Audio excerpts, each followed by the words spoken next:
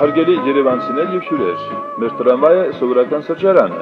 որտեղ կարող եք նախաճաշել, խմել զանազան հյութեր։ Ունենք քաղցրավենիք, պաղպաղակ եւ երաշտություն։ Այո, ճիշտ լսեցիք։ Երևանում 1986-ին գործել է տրամվայ սրճարան, ու մարդիկ տրանսպորտից օգտվում էին հաճույքով ու ոչ հարկադրված։ Բայց անցան տարիներ։ Տրամվայի գծերը ծախին կերան։ Այս արտահայտությունը հաճախ կարելի է լսել հին երևանցիներից։ Բայց թե ով կերավ եւ ինչպես, հստակ չեն ասում։ Մեղադրում են ժամանակի իշխանություններին՝ Լևոն Տեր-Պետրոսյան, Ռոբերտ Քոչարյան,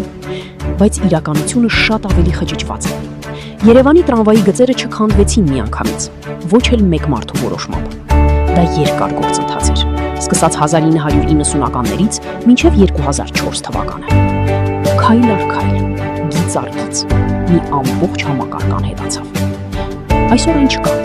բայց Երևանը դեռ հիշում է տրամվայի զռնգացող ձայնը։ Իսկ դու հասցրել ես նստել երևանյան տրամվայ։